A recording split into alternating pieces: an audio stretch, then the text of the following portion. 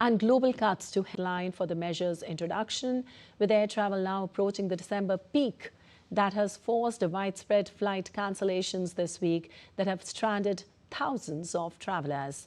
A large number of passengers are facing inconvenience across the country. It is very ridiculous. They are asking us to stay for 2 days.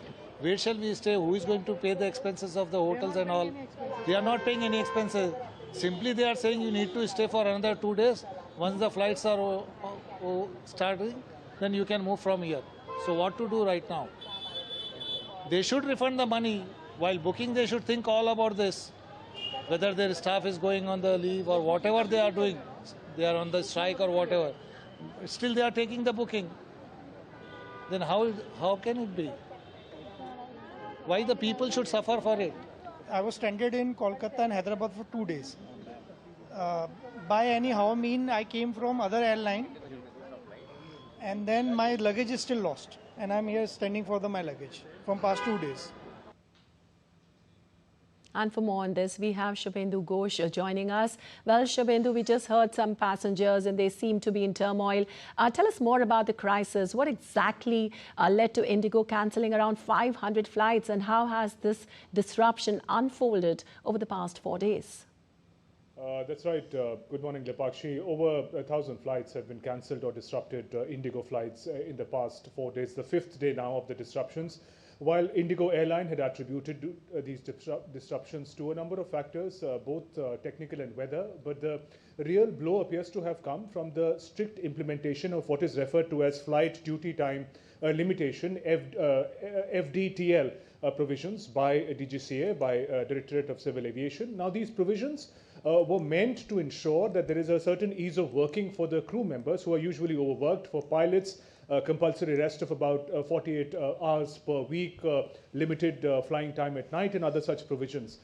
These provisions were announced much in advance, in fact, but the strict implementation had happened 1st of November, just a few weeks ago. And Indigo, India's largest airline, was caught unprepared, and the impact of that is visible at the moment.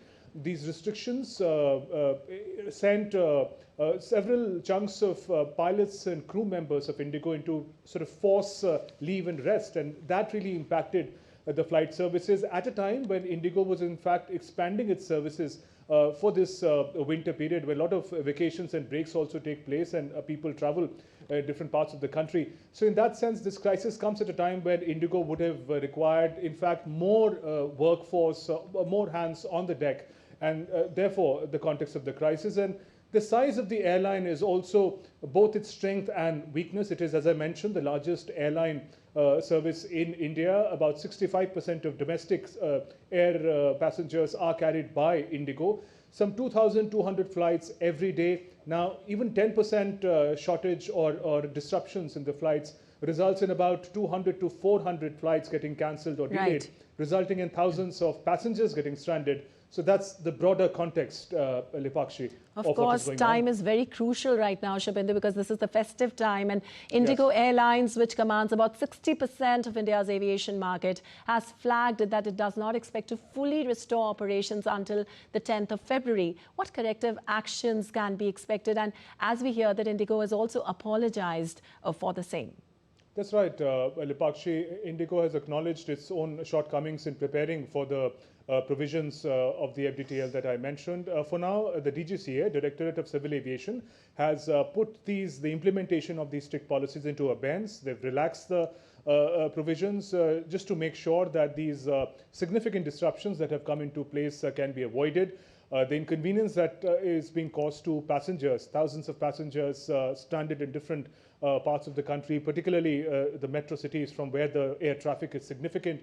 Also, it is said that it may be relaxing the provisions, but the safety of the crew and the pilots cannot be put to test either. So keeping in mind the safety and the convenience of the passengers, the DGCA has relaxed the rules for now, but there is not going to be any easy solution to the crisis facing Indigo at the moment. They themselves said it will take them a couple of months, sometime in February. They should be able to restore their flight services to the efficiency that they're known for. Meanwhile, people are turning to Indian Railways, which may be a little more affordable, the tickets, and even more credible in the given times. Other airlines are also trying to increase their flight services, but the crisis for domestic air passengers for now, it appears, is here to stay. Yes, Shubhendu, Railways have pitched in and they have added a few extra coaches at various places. Thank you so much for all those details.